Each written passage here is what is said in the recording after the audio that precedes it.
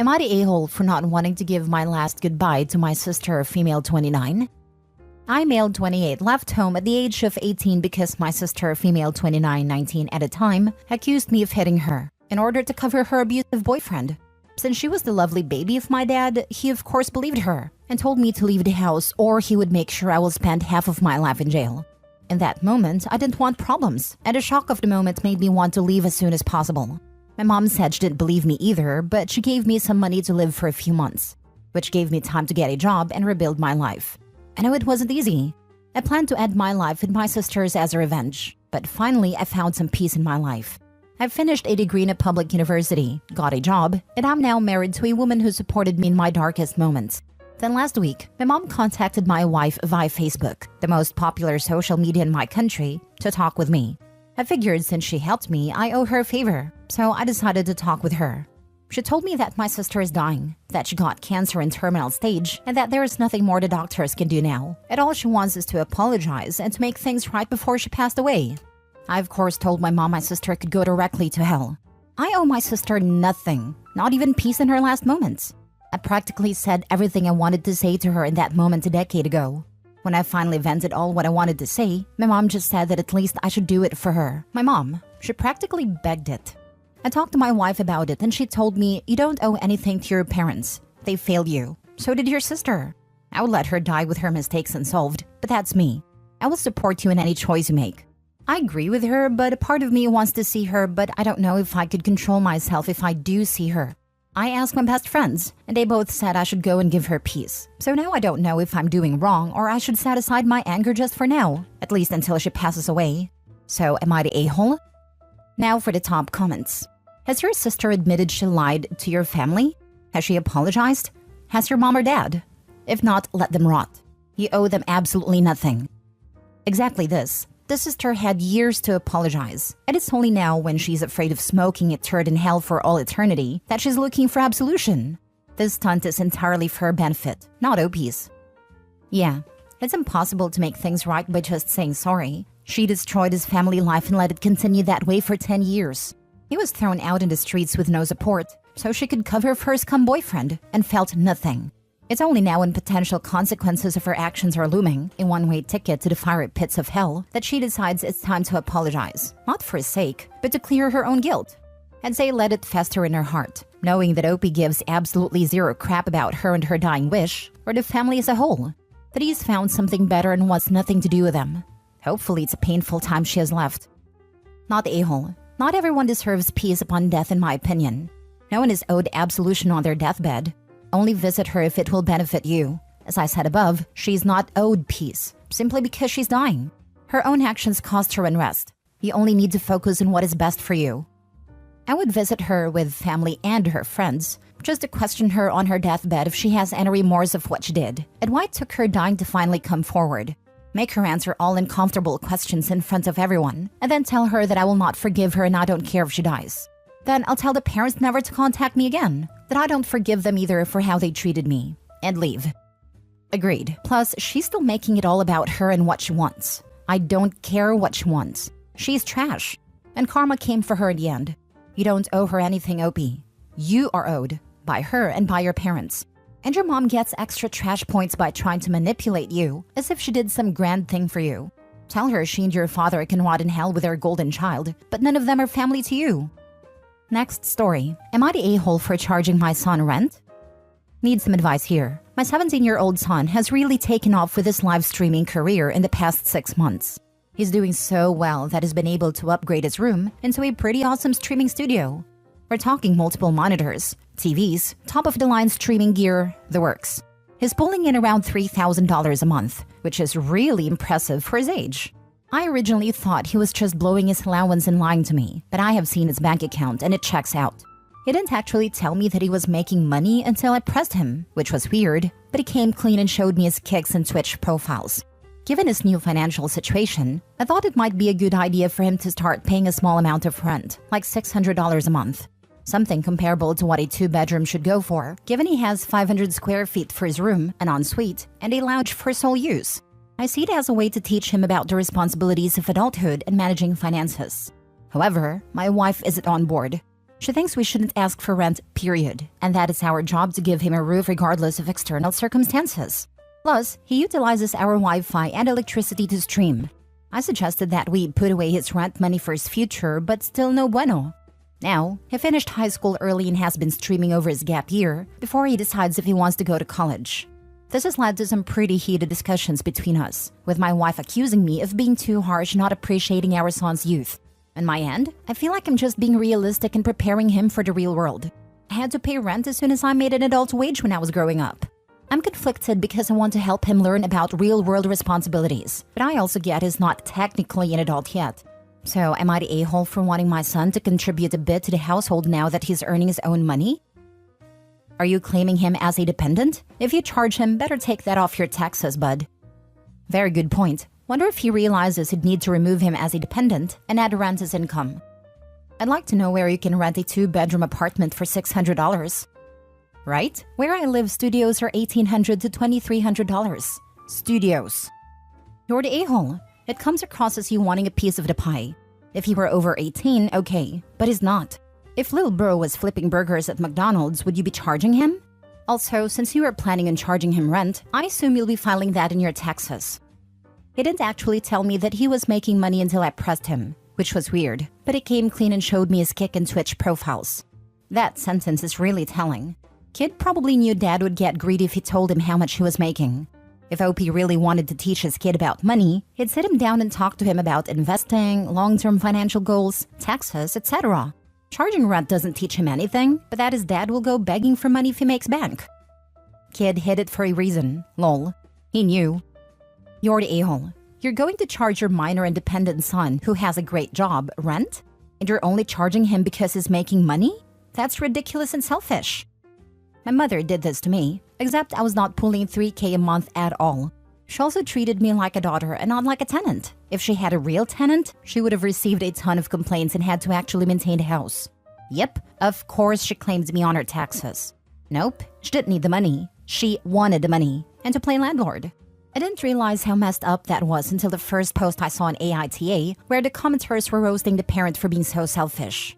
Every once in a while, there's another post like this and the comments heal me a little bit more every time. I finally cut off my mother at the beginning of this month at 30 years old for a ton of stuff. And stuff like this reminds me why. Thanks for being a voice of reason for those of us who don't know what parental love looks like. Next story. Am I the a-hole for telling my daughter to find another place to live because she's pregnant again?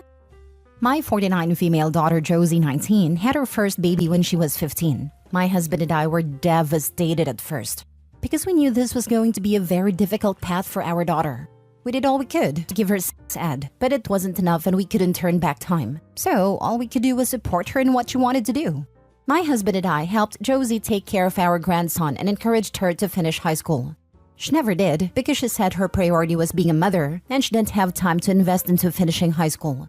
We told her she would either go to school or get a job, but we weren't going to give her the option of doing neither for more than a year after she gave birth. So she got a part-time job at a hair salon. The father of my grandson, who was her age, would give her about $100 a month for baby-related stuff and would come over every couple of months to see his son. But that was all he did, although he lived in the same city as his son. A few days ago, Josie broke the news to us that she's pregnant again. The father is the same boy who got her pregnant the first time. My husband and I were mad. How can she get pregnant by that boy for the second time, when he was very obviously not consistent or helpful with her first baby? And with Josie living with us rent-free, and us having to take care of my grandson for her so she can work, go out, etc., this does not seem fair at all that she can add another baby into this mess. After a few days of thinking about it and discussing it with my husband, we decided to tell Josie to move in with the father of her children and raise the children together. She said they are not in a relationship, so they can't live together, and they wouldn't be able to afford it anyway. I told her she needs to figure something out, because we, my husband and I, are not willing to raise another baby for her. She said, "You're never satisfied with anything I do. You told me to get a job, so I did. And now you're complaining that you had to raise the baby? You wouldn't have had to if I didn't have to work. I can't do both things at once, and I definitely can't raise 2 kids on my own at work. What 19-year-old can do that?" I replied, "We tried to teach you how to be responsible after your first baby, and we did all we could to be there for you. You clearly haven't learned a thing. It is not our job to keep picking up after you. So, before your baby arrives, discuss living arrangements with the father and figure something out. She has been crying and not talking to us since. She's called both sets of her grandparents to speak to my husband and I and change our minds so we can help her raise her babies. My husband's parents think we're being very harsh and punishing her for something that's already happened, which isn't helpful. They offered to take Josie and our grandson in, but Josie doesn't want to take her kids so far away from their dad. My in-laws are saying we'll regret abandoning our daughter and that we should be showing her a better example of unconditional love. I just don't know what more we could do without sacrificing our own lives. Am I the a-hole? Now for the top comments. Not the a-hole and stand firm, or you'll never be able to retire because she will continue to expect your largesse. Not the a-hole. This might be terrible, but is abortion an option? She clearly cannot afford a second child. But why is it the father paying more support? He's a broke college kid. He has a job, but he has to pay his own rent and everything he needs, so I don't think he has much money to spare. The main issue to me is him not seeing his son more often, when his university is only 25 to 30 minutes drive away. It's very clear he'd rather be anywhere else than with his son, yet he can impregnate my daughter again? Fills me with rage. Know what the courts told my brother when he cried to them that he didn't have the money to pay all the expenses expected of him? You'll find a way. Your child comes first and then yourself. No one is holding these two accountable to the level they should be. Seeing his kid once every 2 months and paying $100? He could 1,000,000,000% could do more. Put your foot down, OP. You didn't create these kids. Let your daughter go cry to the government for assistance. It'll be a blessing. They'll make both of them shape up. My sister-in-law did this to her mom, lived with her rent-free, baby daddy in and out of trouble with the law. Sister-in-law had 3 kids she couldn't take care of on her own, even with baby daddy's help. We kept telling his mom to set boundaries and rules, to no avail. Fast forward a few years later, mother-in-law is dying of cancer and asks her son, my husband, to take care of her sister. Yeah, big fat no. They had years to get a full-time job. She had free childcare. Her mother would watch the kids. Still didn't get a job. But she leached off of her mother so much she died totally broke, and the other siblings took care of her in her final weeks. And the leech of a daughter didn't do a damn thing to help in any way, shape, or form. OP needs to be willing to die on this hill if she really wants her daughter to be able to take care of herself. Not the a-hole. Her grandparents can either foot the bill for her to elsewhere, or let them move in with one set. Your daughter is 19. She fooled around and found out. Twice. Not twice. She fooled around twice but only found out once. Had she found out the first time around, there would not have been a second time. Last story. Am I the a-hole for telling my grandpa my dad stole my wedding money? I, 27, female, I'm getting married in 2 months. From the beginning, we were wanting to elope, but then we decided that we wanted a more traditional but still low-budget wedding, as low as you can get with the prices these days, because we didn't want to regret not doing it. We spoke with our parents about a budget maybe like 8 months ago, and both sides promised to give $10K each, and we would cover whatever was left and the honeymoon. We were very, very grateful for that. My mother-in-law has already paid her $10K up front, which helped with all the down payments and venue cost. My side was supposed to pay their $10K 3 weeks before the wedding to cover food/drinks/any final expenses. Long story short, my father, who has a history of narcissistic behavior, decided last minute that he was not going to do that anymore. We are now 2 months out from our wedding, and he is no longer willing to pay anything. We have no savings to cover the cost. We have already paid out our parts as well. We cannot cancel due to our contract, and we rather not take a loan out. I tried reaching out to my grandpa to ask for assistance, and he told me that he already gave me over $1K for the wedding. I found out my dad pocketed that money. Am I an a-hole if I tell my grandpa that he stole the money? I'm afraid of causing drama and being in a worse situation. Edit, my dad said he took the money to soften the blow of helping me with the wedding, aka to help pay himself back. In his eyes, he did nothing wrong, and I'm feeling sorry for myself. Just to clear up a few things, I know 20K is a lot. Believe me, we paid 15K ourselves.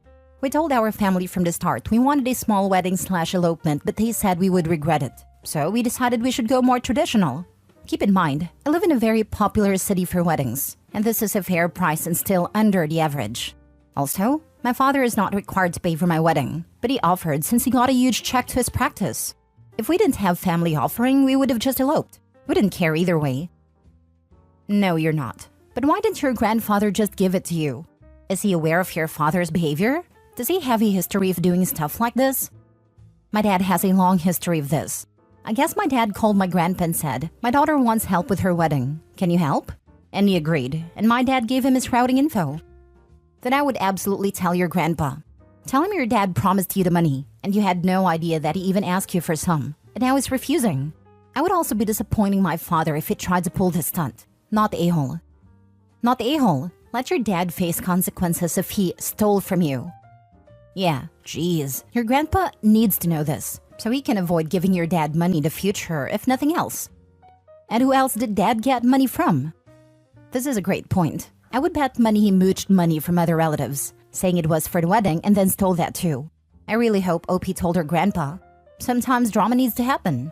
Bad people doing bad things don't stop unless people know about it. So those people can't take advantage of anyone else.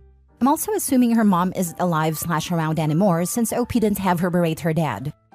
My mom has been abused by my dad for years and refuses to get involved because she's scared of getting yelled at. She's a shell of a human after 30 years of marriage.